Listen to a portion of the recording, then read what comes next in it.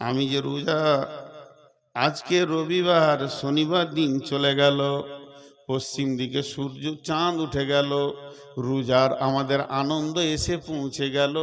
আমি গোসল টোসল করে পরিষ্কার পরিচ্ছন্ন হয়ে এবার ঢুকলাম রোজা রাখার জন্যে।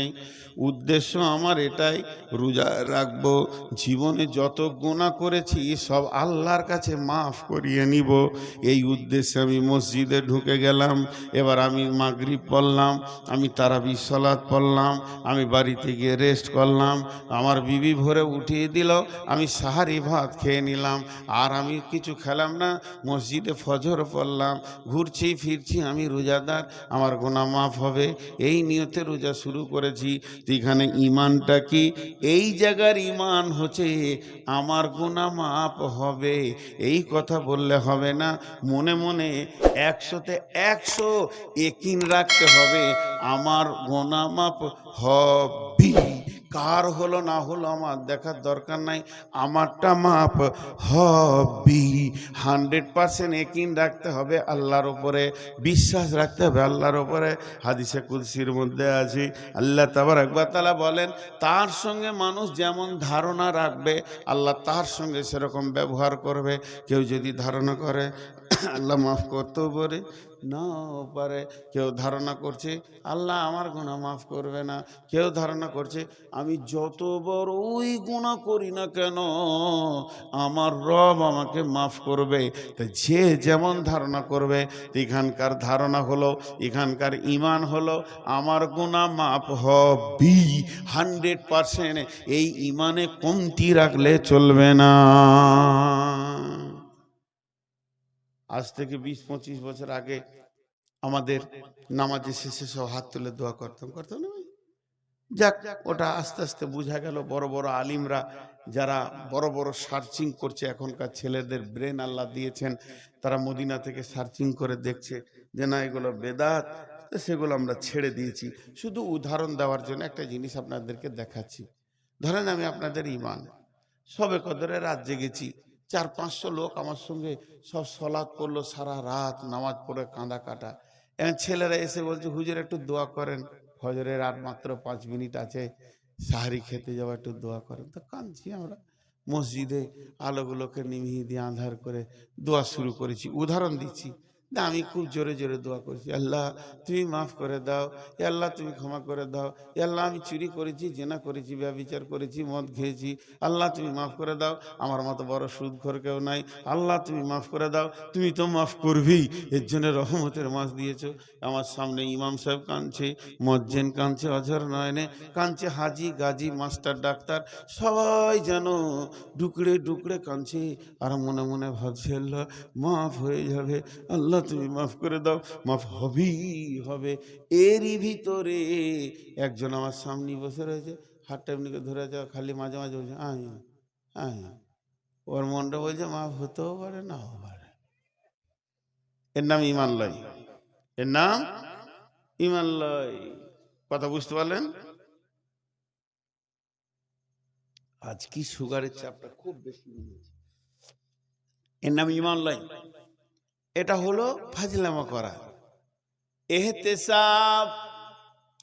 দ্বিতীয় নম্বর শর্ত হলো এহতেসাব বামানা ইখতিলাস।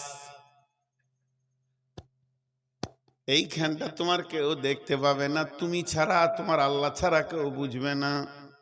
আমার হৃদয়ে কি আছে পৃথিবীর কারো বোঝার ক্ষমতা নাই।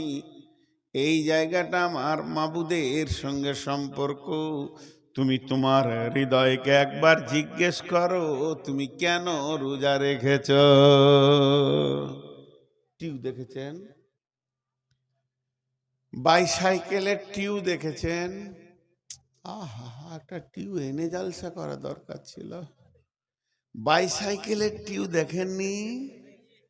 এত লেটে কেন হ্যাঁ বলছেন ভাই? আমার রুগী আমি, আপনারা তো নন। তো একবার সকলে বলেন, একটা বাইসাইকেলের গোল টিউ, নতুন টিউ দেখেছেন? মাশাআল্লাহ। ওই টিউয়ে একটা নজেল আছে, ওই নজেলে সিরিঞ্চি বা পাম্পার লাগিয়ে দিয়ে মারলি ওটা পাম্প হয়। একজন ভালো ব্রেনিয়ান ছেলে আপনার গোপালপুর এই গাঁটার নাম, গোপালপুরে অত ব্রেনিয়ান ছেলে কেউ নাই, ও বৈজ্ঞানিক হবে। একটা নতুন টিউ নিয়েছে, নজেলে সিরিঞ্জিটা দিয়ে মারছে আর ফাঁস মারছে, আর 1.5 ঘন্টা চালিয়ে ক্লান্ত হয়ে গেছে, পাম হচ্ছে না। একটা মুরব্বি পার হয়ে যাচ্ছিল, বলছে দাদু পাম হচ্ছে না। কই, টিউ তো নতুন। লাঠি করে নেড়ে দেখছে নজেলের পাশে 1 ইঞ্চি কাটা। তখন ও বলছে তোর টিউ যে কাটা রে ভাই, বলছে আমিই কেটেছি। আচ্ছা, ও বৈজ্ঞানিক হবে না? নিজের হাতে টিউ কেটে পাম দিছে, এর থেকে আর ব্রেনিয়ান ছেলে কে আছে? আচ্ছা, ওই টিউটা কবে পাম হবে? শুক্রবার হবে? কথা বলেন, শুক্রবার হবে? 1 সপ্তাহে হবে? 1 মাসে হবে? 1 বছরে হবে? সূরা ইয়াসিন পড়লে হবে? আহা, টিউ কেটে যে পাম দেয়, এর মতো বোকা পৃথিবীতে নাই। কিছু লোক আছে রমজানের প্রথমে মসজিদ ঢুকে নেয়, কিন্তু ঢোকার সময় নিয়ত করে খালি ঈদ হয়ে গেলে আর মসজিদে আসবো না। টিউ কাটা পাম দেনেওয়ালা মাল হাজির হয়ে গেছে মসজিদে। ইখানে নিয়ত করে আজকে 1টা আর 29টা, আজকে হলো 25টা আর মাত্র 5টা, আজকে হলো 27টা আর মাত্র 2টো, আর 29 যদি হয় আর মাত্র 1টা। যখনই পশ্চিম দিকে সওয়ালের চাঁদ উঠে গেল, মসজিদ থেকে হাত ঝেড়ে দিলে, জামা কাপড় রেডি করে আয়রন করে ঈদগাহের ময়দানে গর্দন উঁচু করে যেছে। আমার মতো আর রোজা রাখনেওয়ালা কেউ নাই। ঈদের নামাজ পড়ে বিড়বিড় বিড়বিড় করে মসজিদকে বলছে, মসজিদ রে 1 মাস এসেছিলাম, খুব দুপুদুপি করেছি, মাফ করে দিস, আর আসবো না। পারলে জুমার দিনে দেখবো, না পারি তো মাফ করে দিস, আর আসবো না। তার মানে টিউয়ের একদিক কাটা আছে ওর। ও প্রথমেই নিয়ত করে মসজিদে ঢুকেছে, রোজার পরে আমাকে আর পাওয়া যাবে না। টিউ কাটাকে যদিও পাম করা সম্ভব থাকে, তবেই ওর গুনাহ মাফ হওয়া সম্ভব থাকবে, রোজা কবুল হওয়া সম্ভব থাকবে। তার মানে একদিক কেটে দিয়ে যেমন টিউ পাম হবে না, একটা রোজা কবুল হবে না, একটাও গুনাহ মাফ হবে না। মালটা যে চিটিংবাজ, এটা আল্লাহরকে জানাতে হবে না। পৃথিবীর মানুষ জানে না, ইমাম জানে মুসাল্লি এলো গেল, মুয়াজ্জিন জানে মুসাল্লি এলো গেল, হাজি জানে মুসাল্লি এলো গেল। পৃথিবীর সবাই ওকে মুসাল্লি ভেবে নিয়েছে, কেউ মুসাল্লির বাইরে ভাবছে না। শুধুমাত্র আল্লাহ আসমান থেকে দেখছে আর বলছে চিটিংবাজ এলো আর গেল। বন্ধু, একবার ভালো করে শুনেন, মানে আমার দিলের খবর আল্লাহ ছাড়া কেউ জানে না। আমি শ্বশুর বাড়ি চলে গেছি, তো আমার বড় শালাকে বলছি, সালাম আলাইকুম ভাই। কি ব্যাপার হঠাৎ? ওয়ালাইকুম সালাম। ওই কিছু টাকা থাকে তো দেন। বলে কি ব্যাপার হঠাৎ টাকা? 10 লাখ টাকা দেন ভাই, আমার রাস্তার ধারে একটা জায়গা পেয়েছি বাজারের উপরে, 30 লক্ষ টাকা দাম, এক্ষুনি নগদ টাকা দিলে পাবো, নাহলে আরো 12 জন দাঁড়িয়ে আছে নেওয়ার জন্যে। ভদ্রলোক আমাকে বলেছে সন্ধ্যা পর্যন্ত টাকা দিতে হবে। ভাই আজকে আমার একদম বিকেল 4টা বেজে গেল, আমি আর ব্যাংকে যেতে পারছি না, আমার টাকা আছে 20 লাখ ঘরে, তুমি 10 লাখ আমাকে ধার দাও। ওকে বলছি কি জানেন, আজকে তো বৃহস্পতিবার, কালকে শুক্রবার, জুমার দিন কোথাও যাব না, শনিবার ব্যাংকে গিয়ে লাভ নাই, রবিবার বাদ দিয়ে সোমবার টাকা এনে আপনি ঘরে থাকেন আর না থাকেন ভাবির হাতে দিয়ে চলে যাব। ভাই 10 লাখ টাকা দেন, জমিটা 10 কাঠা জমি, অর্ধেক তোমার বোনের, অর্ধেক আমার হবে। ও মনে মনে ভাবছে জাগা, বোনের তো 5 কাঠা হচ্ছে, তা টাকাটা ধার দিই।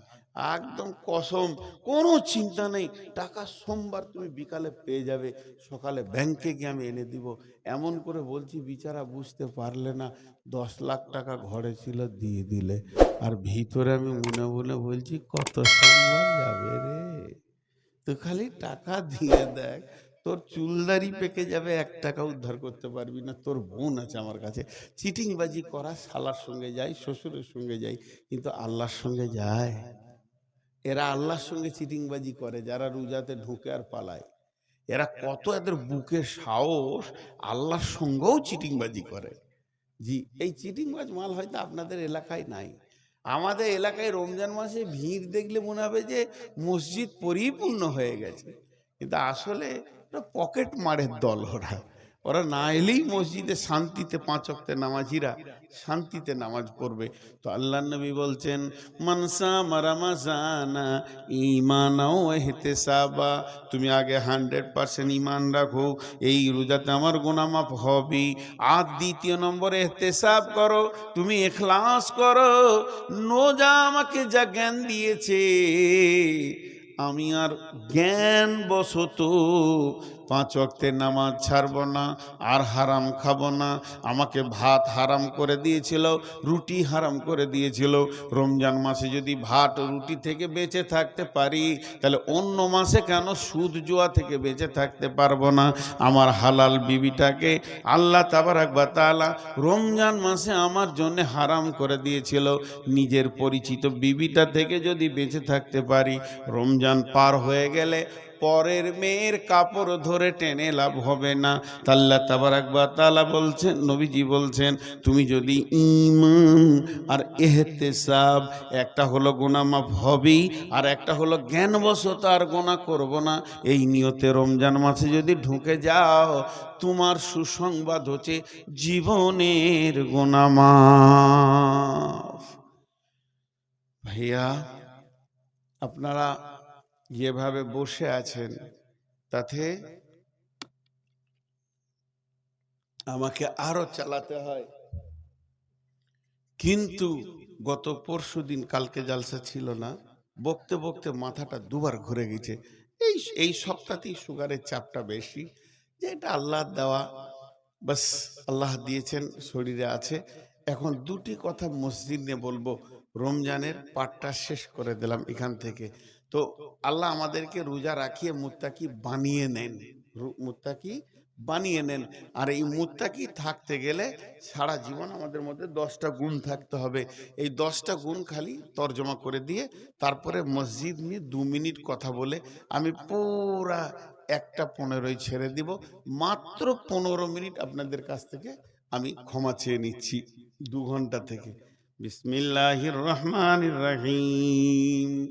লাইসাল বিররা আন তুওয়াল্লু উজুহাকুম কিবালাল মাশরিকি ওয়াল মাগরিবি ওয়ালাকিন্নাল বিররা মান আমানা বিল্লাহি ওয়াল ইয়াউমিল আখিরি ওয়াল মালাইকাতি ওয়াল কিতাবি ওয়ান নাবিয়্যিন ওয়া আতাল মালা আলা হুব্বিহি যাবিল কুরবা ওয়াল ইয়াতামা ওয়াল মাসাকিনা ওয়াবনাস সাবিলি ওয়াসাইলিনা ওয়া ফির রিকাব ওয়া আকামাস সালাতা ওয়া আতাজ যাকাতা ওয়াল মুফুনা বিআহদিহিম ইযা আহাদু ওয়াস-সাবিরিনা ফিল বাসাই ওয়াদ-দাররাই ওয়া হিনাল বাস উলাইকাল্লাযীনা সাদাকু ওয়া উলাইকা হুমুল মুত্তাকুন। আল্লাহ তাবারাক ওয়া তাআলা বলছেন, রোজা তোদেরকে মুত্তাকি বানিয়ে দেবে। এই মুত্তাকি যদি তোদেরকে থাকতে হয়, তাহলে শুধু পূর্ব পশ্চিমে মাথা ঠুকে দিলে হবে না, আল্লাহর ওপর ঈমান আনতে হবে, আখিরাতের ওপর ঈমান আনতে হবে, ফেরেশতার ওপর ঈমান আনতে হবে, কিতাবের ওপর ঈমান আনতে হবে, নবীদের ওপর ঈমান আনতে হবে, মাল দান করতে হবে এবং সালাত আদায় করতে হবে, যাকাত দিতে হবে, ওয়াদা করলে ওয়াদা পূরণ করতে হবে, বিপদ আপদে আর আপনার কিনা জিহাদের ময়দানে ধৈর্য ধারণ করতে হবে।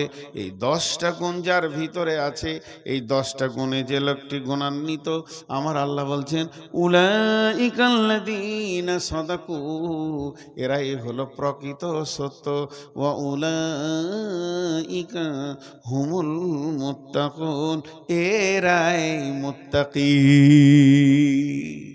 আমি আপনাকে একটা ফুল গাছ দিলাম, সেই গাছটাকে রাখবেন কিভাবে?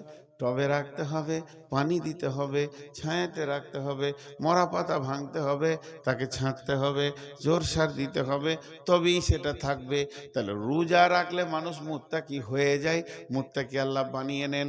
এই মুত্তাকিত্বটাকে যদি রাখতে হয়, দীর্ঘদিন জিয়ে রাখতে হয়, দীর্ঘদিন বাঁচিয়ে রাখতে হয়, তো অন্য আয়াত বলছে তোকে আল্লাহর ওপর ঈমান আনতে হবে, আখিরাতের ওপর ঈমান আনতে হবে, কোরআনের ওপর ঈমান আনতে হবে, নবীদের ওপর ঈমান আনতে হবে, ফেরেশতার উপর ঈমান আনতে হবে, 5টা মাল দান করতে হবে, রোজা নামাজ পড়তে হবে, যাকাত দিতে হবে, ওয়াদা করলে ওয়াদা পূরণ করতে হবে, এবং বিপদ আপদে তোকে জিহাদের ময়দানে ধৈর্য ধারণ করতে হবে। এই 10টা গুণ যার ভিতরে থাকবে, আমার আল্লাহ বলছেন ওই লোকটা হলো প্রকৃত মুত্তাকি।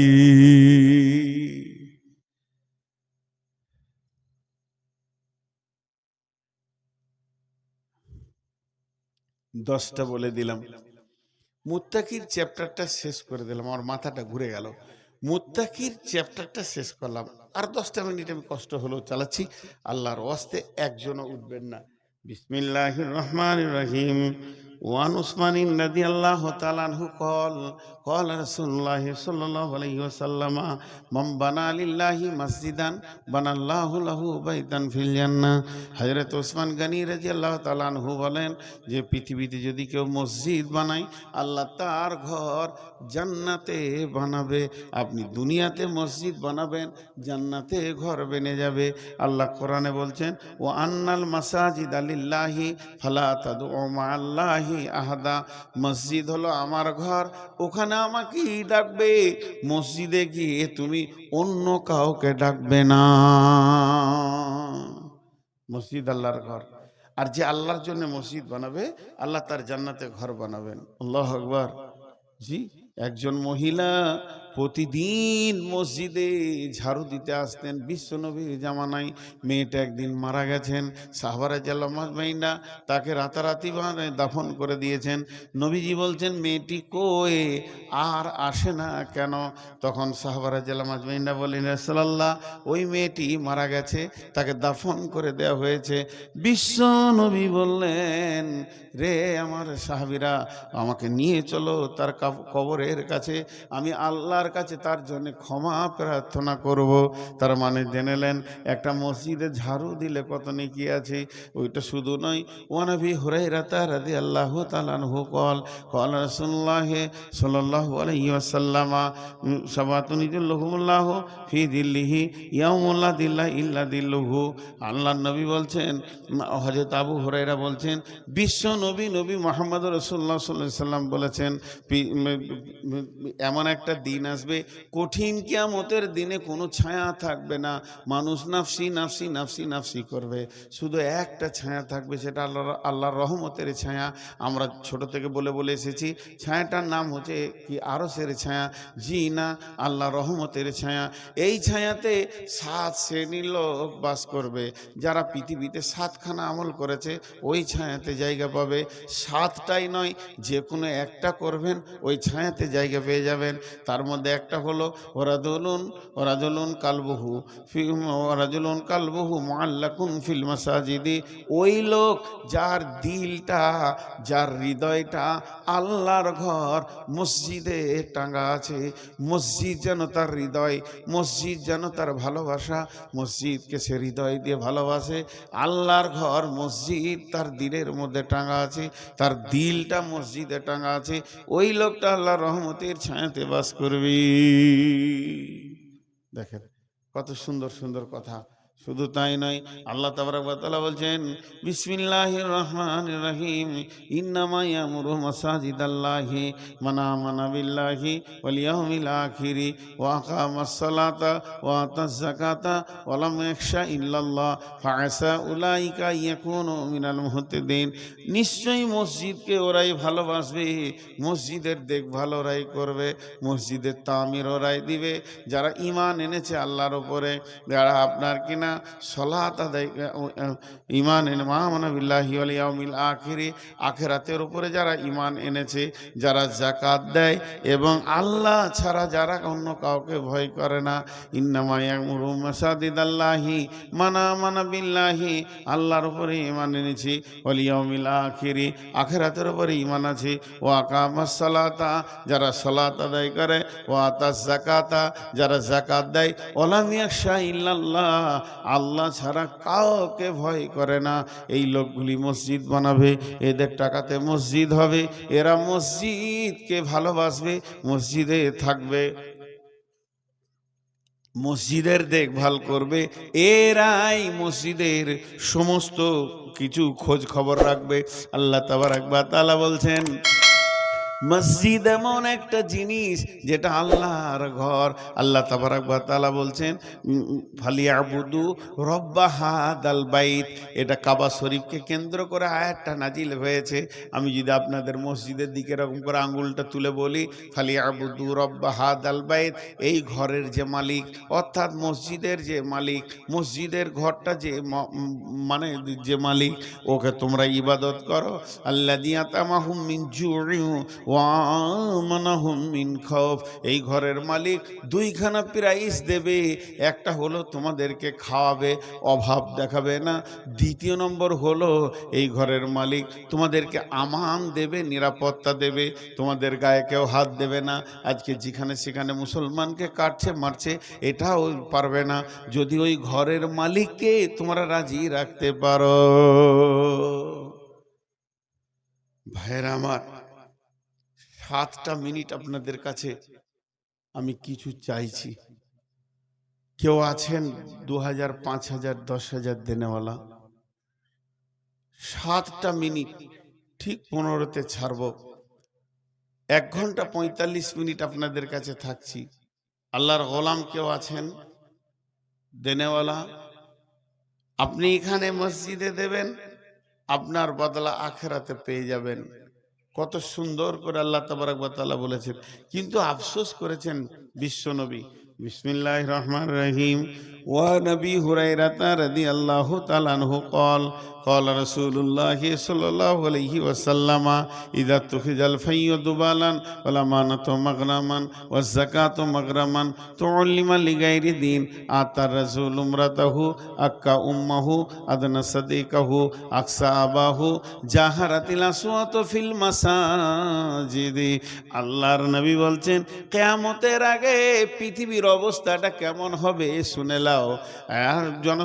জনসাধারণের মাল তারা লুটে খাবে, জাকাতকে জরিমানা মনে করবে, আমানতের খেয়ানতি চলবে, পুরুষেরা মেয়েদের পেছনে একদম খ্যাপা কুকুরের মতো ঘুরে বেড়াবে, মাকে ধুমকে কথা বলবে, বাপকে ঝিড়কে কথা বলবে, বন্ধু বান্ধবকে নিকট আত্মীয় বানাবে। আর সেই জামানাটা এমন চলবে, জাহারাতিল আসওয়াত ফিল মাসাজিদে, মসজিদের ভিতরে জোরে জোরে জোরে জোরে বসে বসে গল্প করবে। তাদের এহতিয়াত হবে না, লজ্জা লাগবে না, যেটা আল্লাহর ঘর, এখানে জোরে কথা বলা যায় না। তারা চিল্লিয়ে চিল্লিয়ে মসজিদকে ক্লাবের মতো ব্যবহার করবে, মসজিদকে বটখানার মতো ব্যবহার করবে, বাংলা ঘরের মতো ব্যবহার করবে। অথচ উচিত ছিল মসজিদে হালকা করে মাথা নামিয়ে কথা বলা, মসজিদে নরম করে কথা বলা, চুপচাপ ফিসফিস করে কথা বলা। আপনি দেখছেন আমি একা? জি না। তো আপনি যখনই মসজিদ ঢুকবেন, ওয়াসসালাতু ওয়াসসালামু আলাইকা ইয়া রাসূলুল্লাহ, আল্লাহুম্মা ইফতাহ লি আবওয়াবা রাহমাতিকা, আসসালামু আলাইকুম দিয়ে মসজিদ ঢুকেন। কারণ মসজিদে একটাও মানুষ নাই, তাহলে সালামটা কি মসজিদকে দিলাম? জি না। মসজিদ আল্লাহর হাজারো ফেরেশতা থাকতে পারে, কোনো না কোনো ফেরেশতা রুকু সাজদাতে পড়ে থাকতে পারে, মসজিদ কোনো সময় খালি থাকবে না। আল্লাহর ঘর মসজিদকে হৃদয় দিয়ে যদি ভালোবাসেন, আল্লাহ তাবারক ওয়া তাআলা কঠিন কিয়ামতের দিনে সে রহমতের ছায়াতে জায়গা দিবি। জি ভাই, একজনও বলবেন না? যদি বলেন যে সব কালেকশন আউয়ালকে দিয়ে দিয়েছি, তাহলে আমি আখির, ও আউয়াল আমি আখির। ওর বাপ নামখানা রেখেছিল, বাপ যেখানেই যেছে প্রথমেই লুটিলিয়ে বেরিয়ে পড়ছে। আমার বাপ ভুল করে নাম রেখে দিয়েছে উল্টো পাল্টা, আমাকে কি মানুষ কি আর আগে দেয়? জি ভাই, কেউ আছেন আল্লাহর গোলাম? এত বলার পরেও একজনে দিচ্ছে না। হা হা, যদি কেউ বাকি থাকেন তো দেন, বাকি না থাকেন তার আপনাদেরকে কি বলবো, 5,000 টাকা করে নাজিম। নাজিম 5,000 টাকা লিখেন। দেখেন নাজিম দেখলে যে অপমান হয়ে যাবে, তো মান সম্মানটা রাখি যাক। 5,000। আর কেউ আছেন ভাই আমার? আর কেউ আছেন? হ্যাঁ, আব্দুল শেখ 5,000 টাকা, মাশাআল্লাহ। দুইজন হলো। আপনাদের দিকে তো অনেক রাত পর্যন্ত লোক থাকে। আমাদের বর্ধমানে 11টাই শেষ। সেলিম শেখ 5,000। কিরে বা কত? 200 টাকা আর নাই। যাক, মান সম্মান রেখেছিস, যা ভর। 200 টাকা। সেলিম শেখ 5,000। আমাদের বর্ধমানে 11টাই জালসা শেষ হয়ে যায়, 11টা 12টা বাস। আপনারা বেশ ধৈর্য ধরে রয়েছেন। তবে আপনাদের থেকে আপনাদের মহিলারা বলিষ্ঠ বেশি, মুখ বন্ধ হয়নি, সমানে চালিয়ে যাচ্ছে। কি করে সংসার করছেন বা, কঠিন জিনিস। হ্যাঁ, মুখ লয় সেলাই মেশিন। হ্যাঁ, কিছু কিছু কিছু চলতেই আছে। আমি যতক্ষণ বায়ন করছি ওরাও ততক্ষণ বায়ন করছে। কি শুনলো আল্লাহ জানে। জি ভাই, আর কেউ আছেন? 5,000 করে 3 জন হয়েছে, 10 জন দেন কমসে কম। আর কেউ আছেন 5,000 দেনেওয়ালা? আল্লাহর গোলাম রসুলের উম্মত। জি ভাই। আচ্ছা, আর একবার চাদর ভরে দেন, আর একবার এদের ভিতরে চাদর দেন। জি, এই তোমরা লাইভ দিবে নাকি? রেডি করো, আমি বলে দিই এখন। জি, এতে হবে তো? ঠিক আছে।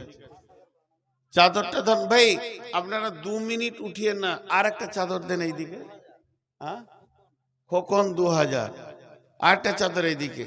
চটচট করে ঘুরেলেন। মা বোনের ভিতরেও কালেকশন করেন। ভাই, আমি একটা শেষকালে দুটি কথা বলছি, একটু ধ্যান দিয়ে শুনেন। মক্কা মদিনা, গোটা কোরআনটা মক্কা মদিনায় নাজিল হয়েছে। কোরআন এমন একটা জিনিস, আল্লাহ তাবারাক ওয়া তাআলা এই কোরআনের জন্য দুটি শহরকে কবুল করেছে। নওয়াজ শরীফ 10,000 টাকা। দেখেন, পাকিস্তান থেকে চলে এলো। আল্লাহু আকবার, পাকিস্তানের প্রধানমন্ত্রী। তাই আমার কাছে 1 মিনিট শুনেই, গোটা কোরআনটা নাজিল হয়েছে মক্কা মদিনায়। অতএব মক্কা মদিনাতেই ইসলামের ইতিহাস মক্কার মদিনার মাটির সঙ্গে সম্পৃক্ত, জড়িত।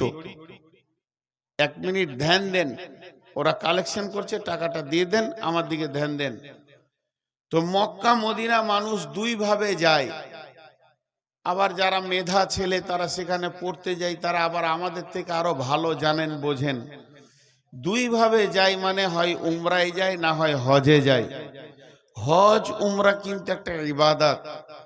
এখন হজ আর উমরাকে নিয়ে প্রতিটি গ্রামে গলিতে গলিতে এজেন্টের শেষ নাই। যে একবার উমরা করে আসছে সে তার পরের দিন এজেন্ট হয়ে যাচ্ছে। আর তাকে যদি জিজ্ঞেস করা হয় যে আরাফাত মানে কি, মুজদালেফা মানে কি, মিনা মানে কি, কাবা শরীফটার কি ইতিহাস জানে না। বিধায় যদি কেউ হজ বা উমরা করতে চান, আমার নম্বরে যোগাযোগ করবেন। আমি এই 2 বছর থেকে নিজে ট্রাভেলস করে মানুষকে সাথে নিয়ে যাই। আমার 2টি গ্রুপ যাবে, একটা রোজার পর, একটা মানে কোরবানির নামাজের পর, একটা ঈদের নামাজের পর, একটা ঈদুল আজহার পর। যে কোনো গ্রুপে আসতে পারেন। টাকা পয়সা ছাড়া তো কোনো ইবাদত হয় না, কিছু ইবাদত আছে। এই জন্য আল্লাহ তো কোরআনে বলে দিয়েছেন, মানিস্তাতা ইলাইহি সাবিলা, যদি তোমার সেই রাস্তার ক্ষমতাটা এসে যায় তুমি যাও। আবার অনেক আলিম বলছে ওয়াতিম উমুল হজ্জা ওয়াল উমরাতা, হজ এবং উমরাকে পুরা করো। বিধায় হজ উমরা একটা ইবাদত। আপনাদেরকে বারবার বলছি, যেতে চাইলে আমার নম্বরে যোগাযোগ করবেন। আর ইনশাআল্লাহ সাদা বাঙালিয়ানা খাবার হবে, ভালোভাবেই যাবেন। কিন্তু একটা কথা বলি, যেমন টাকা তেমন খরচ। আজকে কম্পিউটারের যুগ, হোটেলের ভাড়া কত, প্লেন ভাড়া কত দেখে নিতে পারবেন। 3টে আছে, একটা 90,000, একটা 1 লাখ, 1,10,000। 1,10,000 যিনি দেবেন তিনি 90-এর তো 90-ওয়ালা তো ওর মতো হতে পারবে না। প্লেন নর্মাল হয়ে যাবে, হোটেল নর্মাল হবে। 1,10,000 দেবেন, সে একটু আপারে থাকবেন। বিধায় 3টে প্যাকেজ আছে, যে প্যাকেজে ইচ্ছা আপনি ঢুকতে পারেন। হজ বা উমরা করলে আমার সঙ্গে যোগাযোগ করবেন। ওই ধারটা যাও বাবু, এই ধারটা, ওই ধারে বসে আছে, ওই ধারটা হয়নি। যাই হোক, আপনাদের সামনে আমি বারবার বলছি, হজ বা উমরা করলে আমার নম্বরে যোগাযোগ করুন। এই ধারটা যান, এই ধারটা, ওই যেখানে কটা লোক বসে আছে, মাশাল্লাহ। 5,000, 10,000 একটা হয়েছে, 5,000 করে 3টে হয়েছে। 5,000 আর একটা হোক, জোড়া হয়ে যাবে। আর 2 মিনিট দেখি। আর একটা কেউ আছেন 5,000 দেনেওয়ালা? জি ভাই, 5,000 দেনেওয়ালা আর কেউ আছেন একটা? আল্লাহর গোলাম রসুলের উম্মত, 5,000 দেনেওয়ালা আর একটা কেউ আছেন? একজন। তুমি যা জোর উঠে এলে আমি ভালো, হয়তো 5,000, 600 টাকা। কোন ভেজাল!